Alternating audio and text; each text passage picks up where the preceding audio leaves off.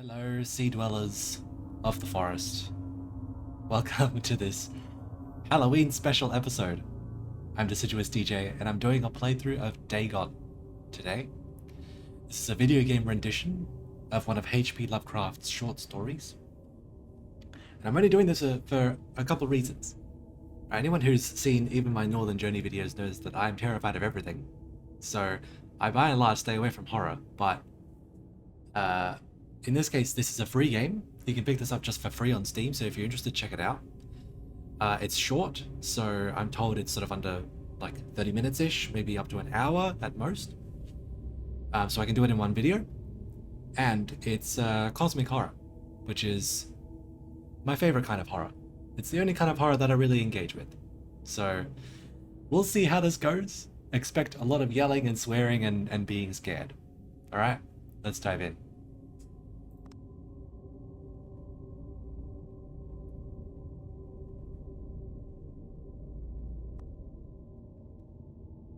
Okay, this is fine with me. I am writing this under an appreciable mental strain, since by tonight I shall be no more.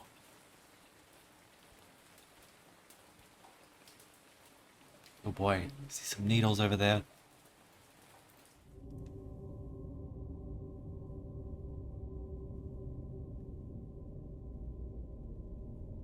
Focus your eyes and look for the Elder Sign. Okay. The Elder Sign, I've read a fair bit of Lovecraft and related sort of works. The Elder Sign varies. It looks like in this game it's this sort of branch symbol. In other games I've seen it essentially be a pentagram, but that doesn't look to be what it's the form that they're taking this time.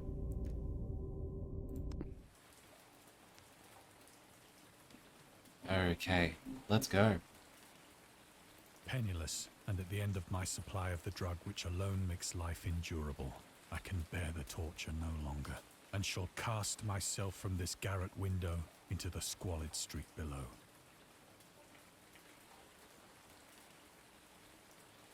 I wish I could turn around and see what was on that table, but I can't. It's fine. Do not think from my slavery to morphine that I am a weakling or a degenerate. When you have read these hastily scrawled pages, you may guess, though never fully realize, why it is that I must have forgetfulness or death. This is great. Like, I like H.P. Lovecraft's writing. Obviously, the author himself has some very problematic elements that don't fly in the modern day, but as far as actual atmosphere and horror, it's really good.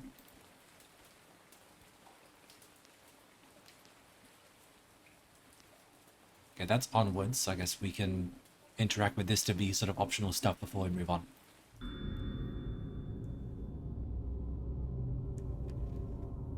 Oh, got an achievement. Don't know if you see that in the recording. Interesting.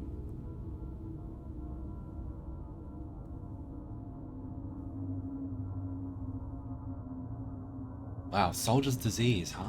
Okay, damn. It's rough.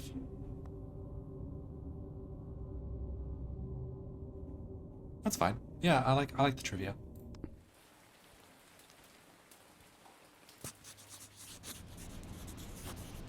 It was in one of the most open and least frequented parts of the broad Pacific that the packet of which I was supercargo fell a victim to the German sea raider.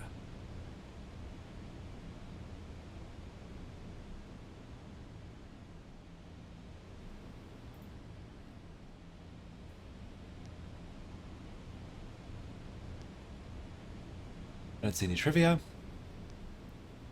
Okay, this looks less outright horror than I thought it was going to be, which is okay. Looks like, but atmosphere-wise, it's doing really well.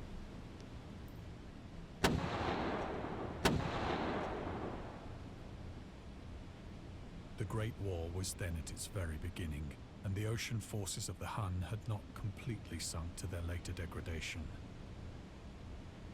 Look at that sunrise, or is that a sunset? I'm not sure. So that our vessel was made a legitimate prize, whilst we of her crew were treated with all the fairness and consideration due us as naval prisoners.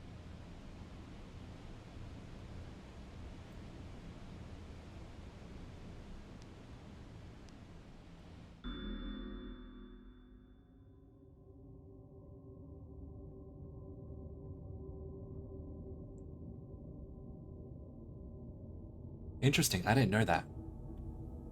They use the word Hun as a synonym for Germans.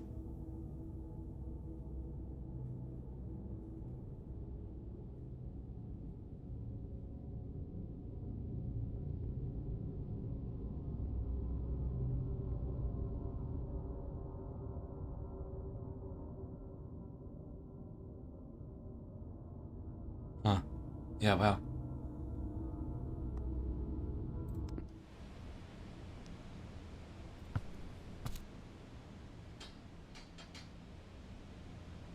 So liberal, indeed, was the discipline of our captors, that 5 days after we were taken, I managed to escape alone, in a small boat, with water and provisions for a good length of time. Okay, that's encouraging.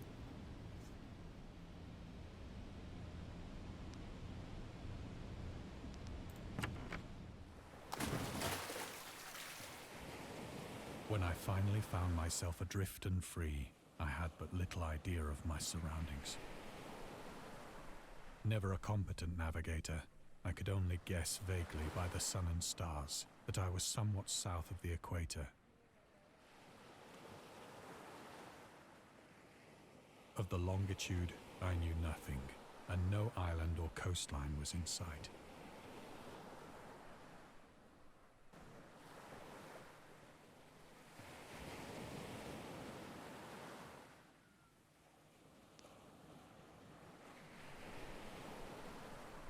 The weather kept fair, and for uncounted days I drifted aimlessly beneath the scorching sun, waiting either for some passing ship or to be cast on the shores of some habitable land.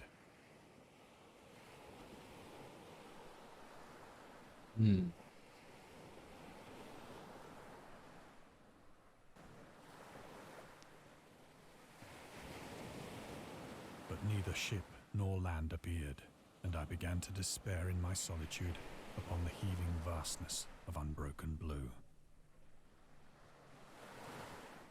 Okay, my viewpoint's actually fixed, so I can only look at this sort of narrow radius around the sun. But yeah, you can see this in a lot of Lovecraft stories, right? This is the setup, right? This is before shit hits the fan, before all the weird, supernatural, horrible, insanity stuff happens. You often have setup that brings the protagonist into despair already, and then the maddening stuff just serves to sort of tip them over the edge, as it were. The change happened whilst I slept. Here we go. Its details I shall never know. For my slumber, though troubled and dream-infested, was continuous. Oh my god.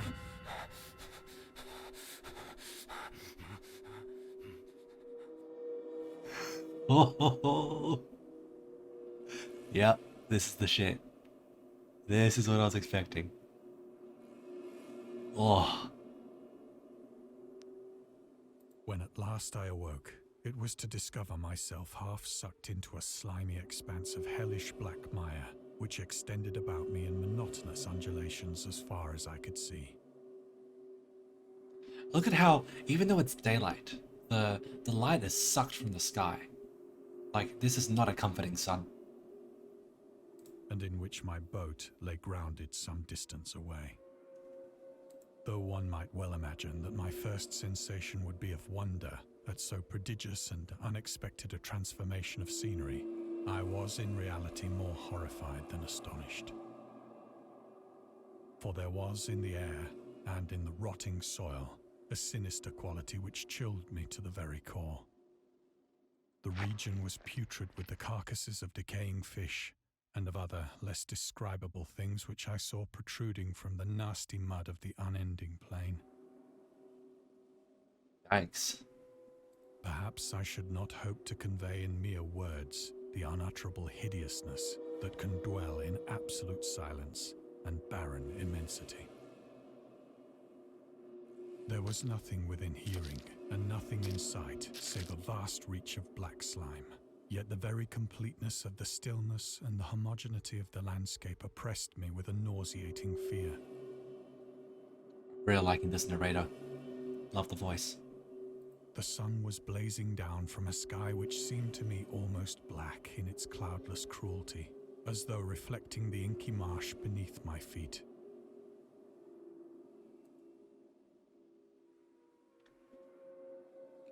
Walk? No, we can't walk. It's our way onward.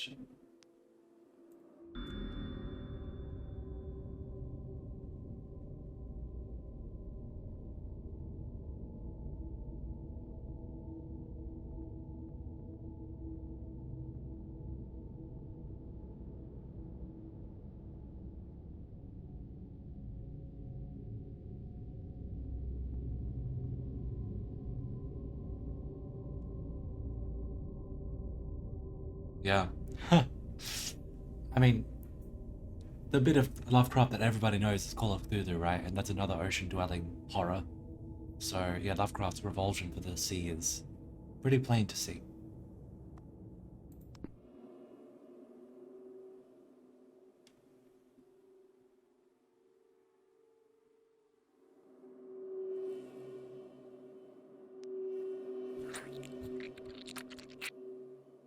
Gross.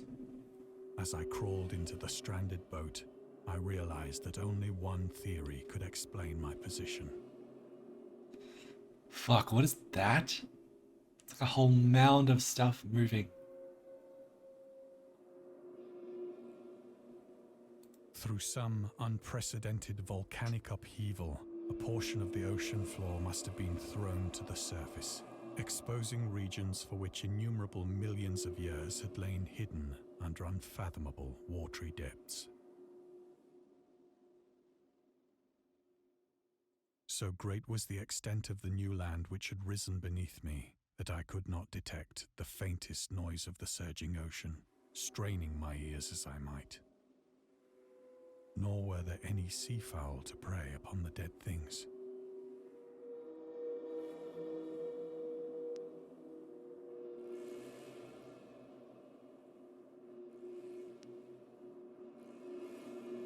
For several hours I sat thinking or brooding in the boat, which lay upon its side and afforded a slight shade as the sun moved across the heavens.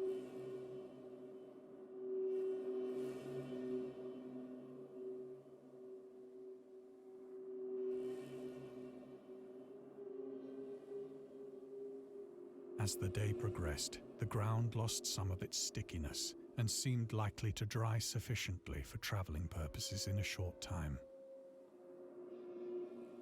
That night I slept but little, and the next day I made for myself a pack containing food and water, preparatory to an overland journey in search of the vanished sea and possible rescue.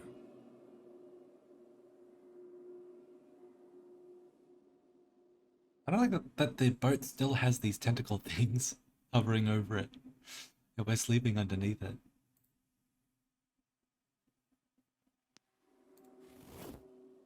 On the third morning, I found the soil dry enough to walk upon with ease.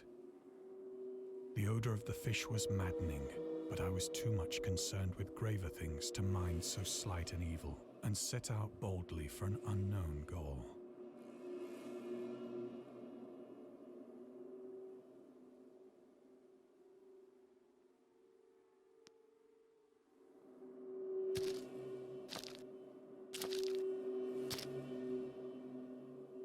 All day I forged steadily westward, guided by a faraway hummock which rose higher than any other elevation on the rolling desert.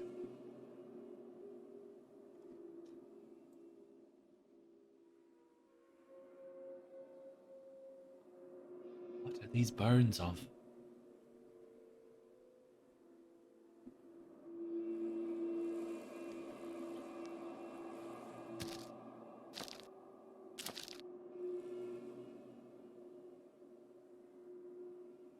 Oh my god, it's like a whole whale.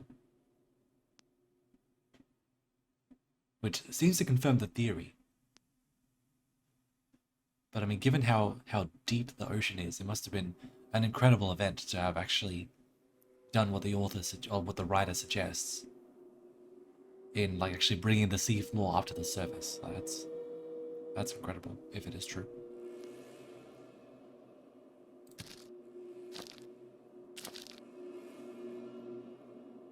That night, I encamped, and on the following day still travelled toward the hummock, though that object seemed scarcely nearer than when I had first espied it.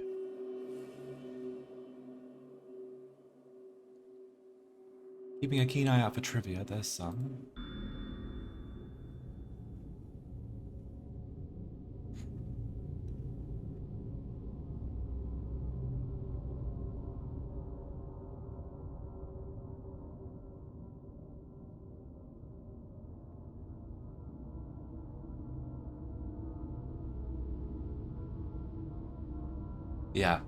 Yeah, I can totally understand that. There's Yeah, such a different environment to what we know, that obviously the creatures that can live there have to be incredibly different from what we're used to. I think it's not surprising to fear that sort of thing.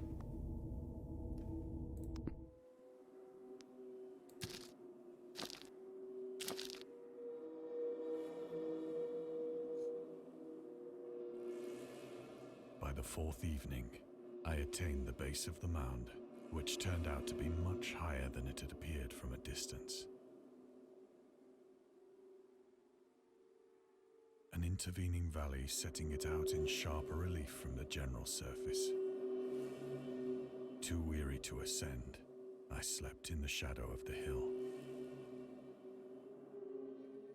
I know not why my dreams were so wild that night, but ere the waning and fantastically gibbous moon had risen far above the eastern plain,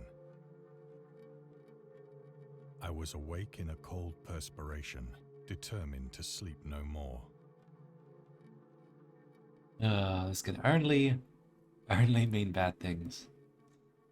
Such visions as I had experienced were too much for me to endure again. And in the glow of the moon I saw how unwise I had been to travel by day. Without the glare of the parching sun, my journey would have cost me less energy. Right. Indeed, I now felt quite able to perform the ascent which had deterred me at sunset. Picking up my pack, I started for the crest of the eminence.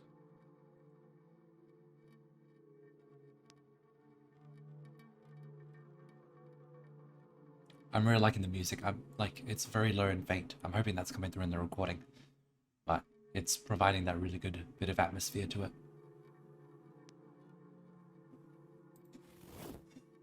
I have said that the unbroken monotony of the rolling plain was a source of vague horror to me. But I think my horror was greater when I gained the summit of the mound and looked down the other side into an immeasurable pit or canyon, whose black recesses the moon had not yet soared high enough to illumine. Want to see it? Want to see the I blackness? felt myself on the edge of the world, Oof. peering over the rim into a fathomless chaos of eternal night. God, yeah, that's horrifying.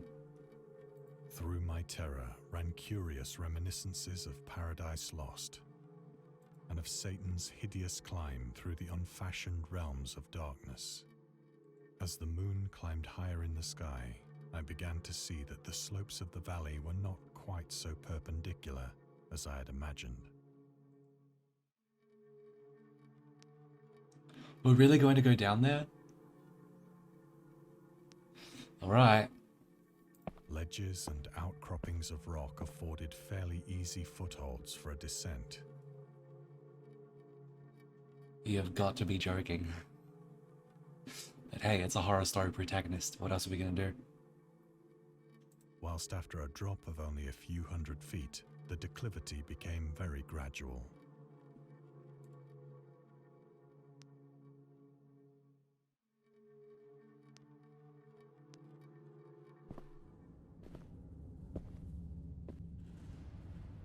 Urged on by an impulse which I cannot definitely analyze, I scrambled with difficulty down the rocks and stood on the gentler slope beneath.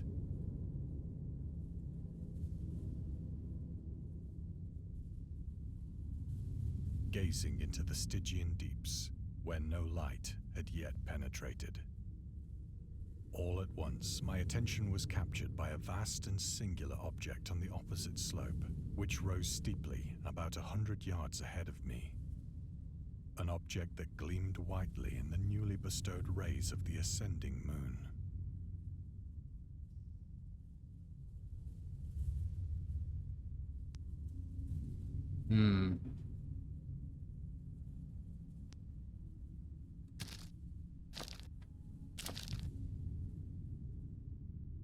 That it was merely a gigantic piece of stone, I soon assured myself. But I was conscious of a distinct impression that its contour and position were not altogether the work of nature. A closer scrutiny filled me with sensations I cannot express.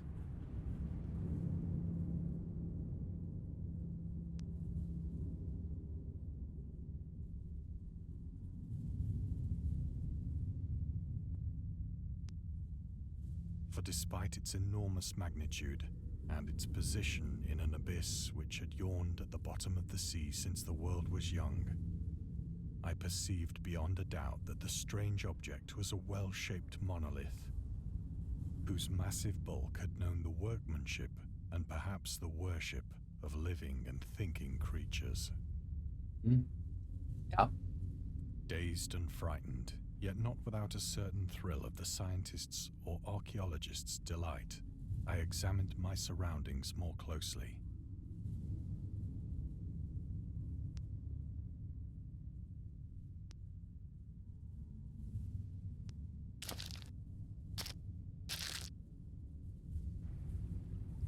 The moon, now near the zenith, shone weirdly and vividly above the towering steeps that hemmed in the chasm. Oh boy.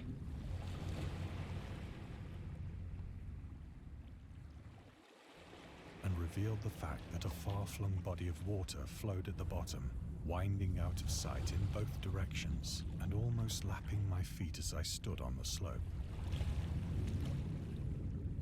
Across the chasm, the wavelets washed the base of the Cyclopean monolith,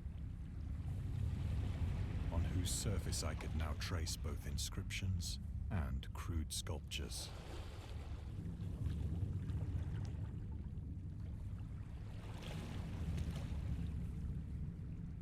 I can't see them in enough detail to make out what exactly is going on here, but obviously you got the surface of the ocean there. You got beings vaguely, I don't know, those kind of look humanoid just there. You got like faces and other vaguely monstrous things. Maybe that's a whale? Something else down the bottom there.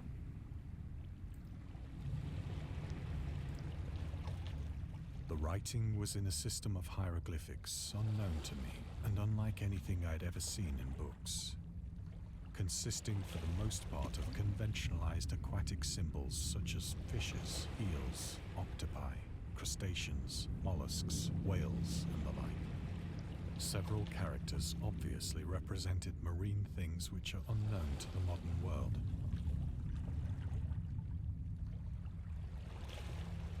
It's hard to see exactly what's going on. The glare blocks it out, the glare of the moonlight. But yeah, obviously, that thing on the far right has... I was going to say it has a vague similarity to the Elder thing? Maybe? Oh, it's something from one of the other stories. That's got like two wings and a vaguely like sort of central stalk, but this is actually quite different in shape now that I think about it. But whose decomposing forms I had observed on the ocean-risen plain. Right. It was the pictorial carving, however, that did most to hold me spellbound.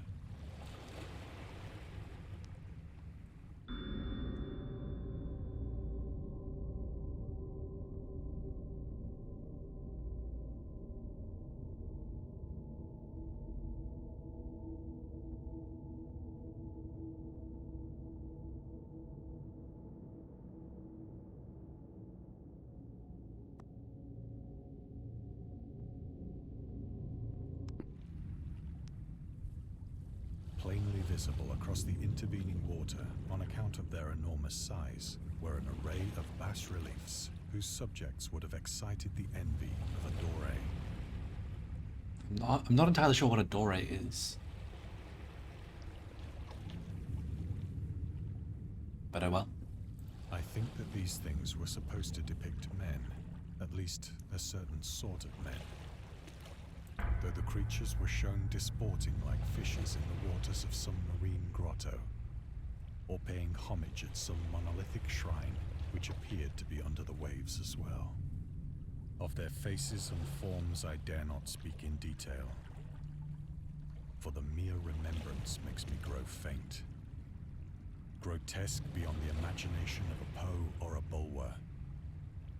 They were damnably human in general outline, despite webbed hands and feet, shockingly wide and flabby lips, glassy, bulging eyes, and other features less pleasant to recall. Curiously enough, they seem to have been chiseled badly out of proportion with their scenic background. That's suspicious. Is it actually out of proportion? For one of the creatures was shown in the act of killing a whale, represented as but little larger than himself. I remarked, as I say, their grotesqueness and strange size, but in a moment decided that they were merely the imaginary gods of some primitive fishing or seafaring tribe.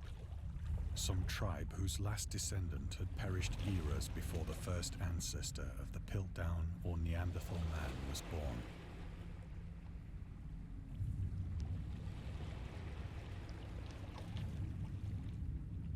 Awestruck at this unexpected glimpse into a past beyond the conception of the most daring anthropologist, I stood musing whilst the moon cast queer reflections on the silent channel before me. Then, suddenly, I saw it. God. With only a slight churning to mark its rise to the surface, the thing slid into view above the dark waters. Fuck. It darted like a stupendous monster of nightmares to the monolith, about which it flung its gigantic scaly arms, while it bowed its hideous head and gave vent to certain measured sounds. I think I went mad then.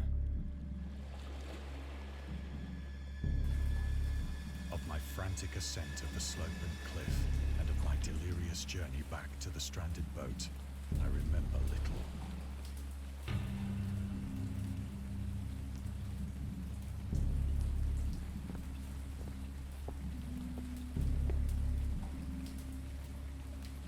I believe I sang a great deal, and laughed oddly when I was unable to sing.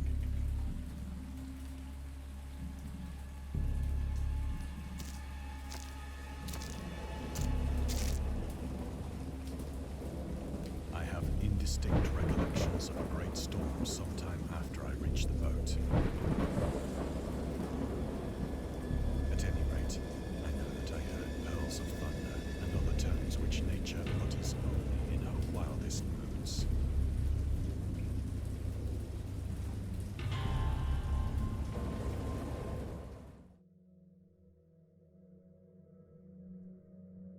When I came out of the shadows, I was in a San Francisco hospital. Brought thither by the captain of the American ship which had picked up my boat in mid-ocean. That's interesting as well.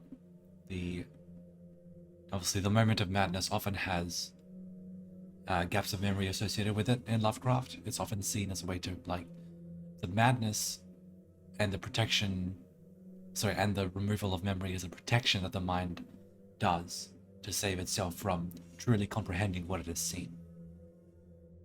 In my delirium, I had said much, but found that my words had been given scant attention. Of any land upheaval in the Pacific, my rescuers knew nothing, nor did I deem it necessary to insist upon a thing which I knew they could not believe.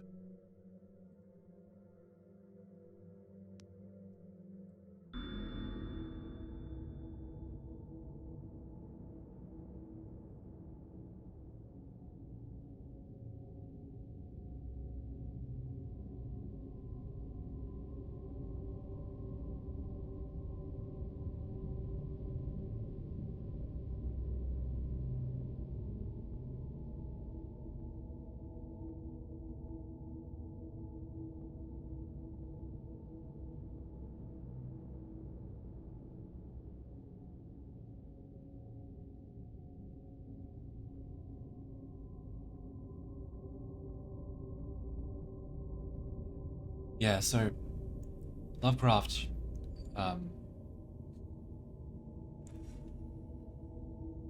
I don't know exactly how to phrase this, but he had a lot of fear in him, and he had a lot of low opinions in general of humanity.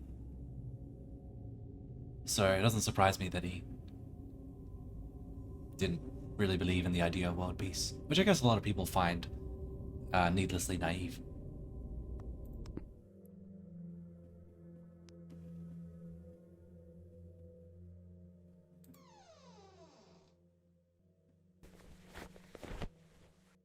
Once I sought out a celebrated ethnologist and amused him with peculiar questions regarding the ancient Philistine legend of Dagon, the fish god.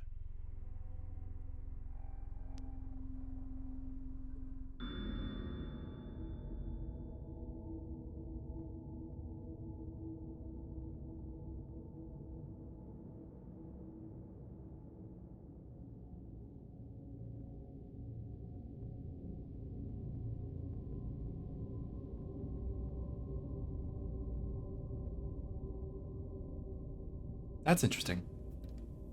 Yeah. I did not realize that Dagon was actually a real deity at some point.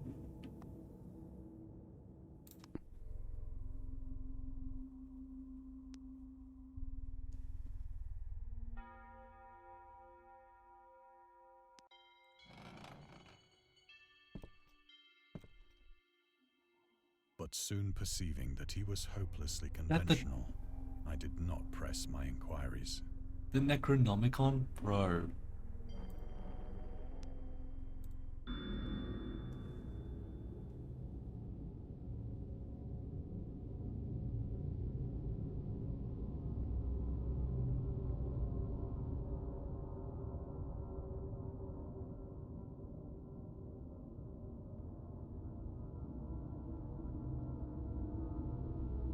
Yeah, I'd heard this about DERLETH as well.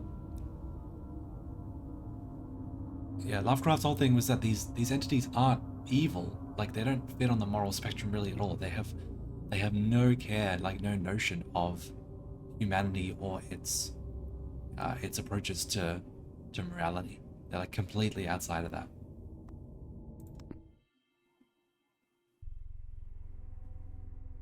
Still, some anthropologist was an anthropologist. If whoever this person is has the Necronomicon on his shelf and doesn't like just fobs off these stories, bro, you're missing something.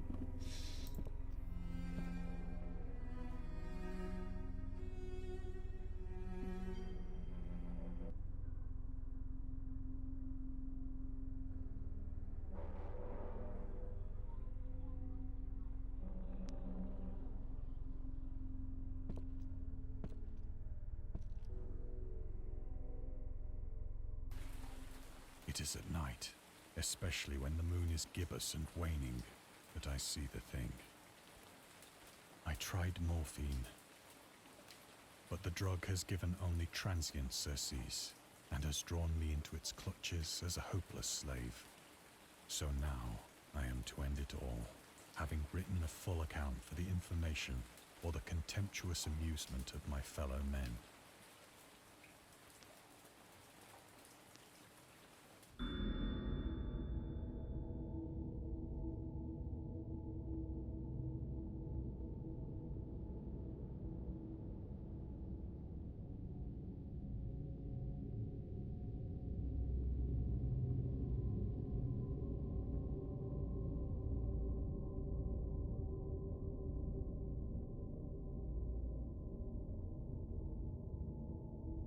Hmm.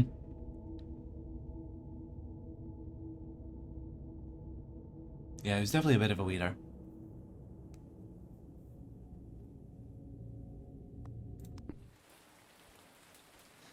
Well, it looks like we're pretty much at the end. I'll have some more commentary and thoughts after the actual story is finished. Often, I ask myself if it could not all have been a pure phantasm, a mere freak of fever as I lay sun-stricken and raving in the open boat after my escape from the German man of war. This I ask myself, but ever does there come before me a hideously vivid vision in reply. I cannot think of the deep sea without shuddering at the nameless things that may at this very moment be crawling and floundering on its slimy bed, worshipping their ancient stone idols and carving their own detestable likenesses on submarine obelisks of water-soaked granite. I dream of a day when they may rise above the billows to drag down into their reeking talons the remnants of puny, war-exhausted mankind. Of a day when the land shall sink and the dark ocean shall ascend amidst universal pandemonium.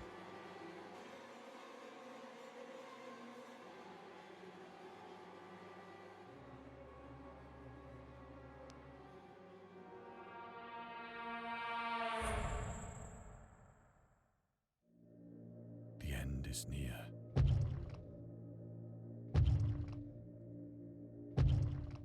God, what is that? I hear a noise at the door, as of some immense slippery body lumbering against it. Ooh.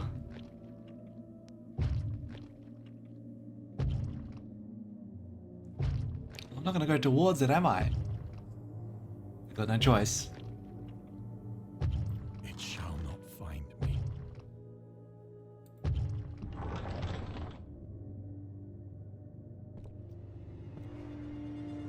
God, that hand!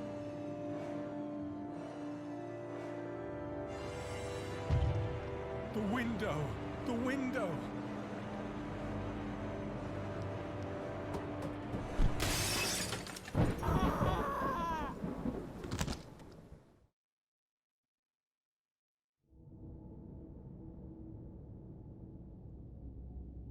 Yeah, and that's it.